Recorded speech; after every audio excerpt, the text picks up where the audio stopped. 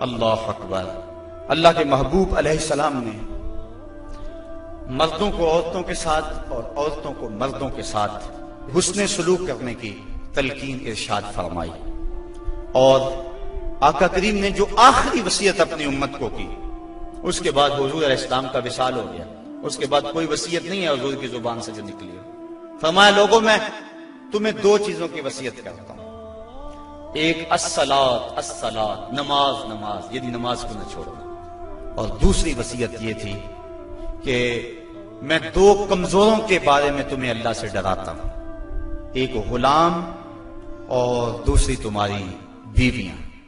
ان دو کمزوروں کے بارے تمہیں اللہ سے ڈراتا ہوں، ان پہ ظلم نہ کرنا، انہوں نے بھاگ تو جانا نہیں ہے، گھر سے نکل تو جانا نہیں ہے، تو ان پہ ظلم کرو گے تو یہ دکھی ہو جائیں گے۔ تو آقا کریم علیہ السلام نے فرمایا ان دو کمزوروں کے بارے میں تمہیں اللہ سے ڈراتا ہوں۔ بلکہ اس قدر حضور نے عورتوں کی نزاکت کا لحاظ رکھا۔ ایک سفر پہ تھے، ایک شخص اونٹوں کو ہانک رہا تھا، اس کا نام تھا انجشا، تو وہ جلدی جلدی اونٹوں کو نا ہانکنے کی کوشش کر رہا تھا تاکہ جلدی پہنچ جائے۔ تو آقا کریم نے فرمایا انجشا آہستہ آہستہ، فرمایا یہ جو اونٹوں کے اوپر عورتیں بیٹھی ان کی طرف اشارہ کر کے کہا یہ نازک آبگینے ہیں، کہیں ٹوٹ نہ جائیں۔ عورتوں کو نازک آبگینے قرار دیا۔ آج ہمارے معاشرے کے اندر گھروں میں جو جنگ و جدل کا ماحول ہوتا ہے اور عورتوں کے ساتھ جو سلوک کیا جاتا ہے، بتاؤ یہ نازک آبگینے سلامت رہ سکتے ہیں؟ حضور نے تو فرمایا انجشا اپنے اونٹوں کی رفتار کو کم کرو، کہیں یہ نازک آبگینے نہ ٹوٹ جائیں۔ اور پھر سنو حضور نے کیا فرمایا، حبب الیہ من دنیاکم ثلاث، لوگوں تمہاری دنیا سے مجھے صرف تین چیزیں پسند ہیں۔ رنگ و نور سے سجی ہوئی یہ کائنات تمہیں مبارک ہو، یہ بزم کواکب کا نور، یہ افلاک، یہ زمین، یہ لہلہاتے ہوئے سبزے، یہ کائنات کا حسن، یہ کوس قزا کی رنگینیاں، یہ بہاروں کے رنگ، یہ پربتوں کی کتاریں، یہ مرغن غذائیں، یہ انواع و اقسام کے پھل کا سارا حسن، یہ موسموں کا نور اور روشنی، سب کچھ تمہیں مبارک ہو۔ فرمایا مجھے تو صرف تمہاری دنیا سے صرف تین چیزیں پسند ہیں۔ یہ نہیں کہا میری دنیا سے، کہا تمہاری دنیا سے۔ بلکہ ایک حدیث کے لفظ حضور نے یوں فرمایا کہ میری مثال ایسے ہے تمہاری دنیا کے ساتھ جس طرح کوئی مسافر گزر رہا ہو اور راستے میں کوئی درخت ہو اور وہ چند لمحوں کے لیے اس کی چھاؤں میں بیٹھ جائے۔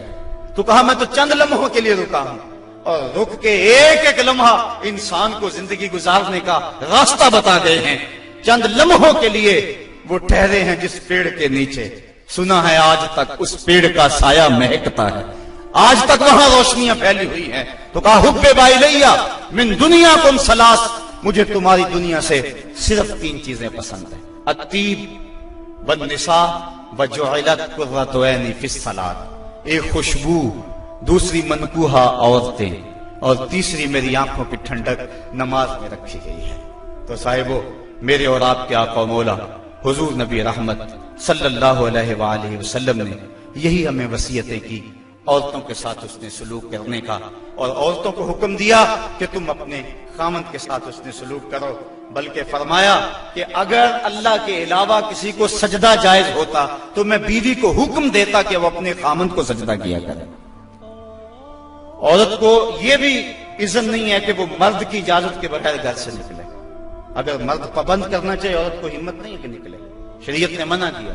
بلکہ حضور نے ارشاد فرمایا جب کوئی عورت مرد کی رضا اور اذن کے بغیر گھر سے باہر نکلتی ہے تو آسمانوں کے سارے فرشتے اس عورت پہ لعنتیں نازل کرتے ہیں، اور پھر جب وہ گزرتی ہے جن راہوں سے، انسانوں اور جنوں کے علاوہ باقی ہر درخت، ہر پتھر، ہر شے جو راستے میں آتی ہے اس عورت پہ لعنت بھیجتا ہے۔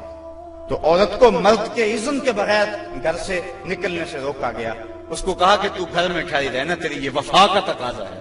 اور دوسرے مرد کو حکم دیا گیا کہ تو نے اس کا خیال رکھنا ہے، جو خود کھائے اس کو کھلائے، جو خود پہنے اس کو پہنائے۔ اللہ جل شانہ کی بارگاہ میں دعا ہے کہ مجھے اور آپ کو رسول کریم کے بتائے ہوئے راستوں پر چلنے کی توفیق عطا فرمائے، اور حضور نے جس طرح اپنی ازواج کے ساتھ حسن سلوک کیا ہے اس طرح کی برکتیں عطا فرمائے اور زندگی کا حسن ہمیں عطا فرما دے۔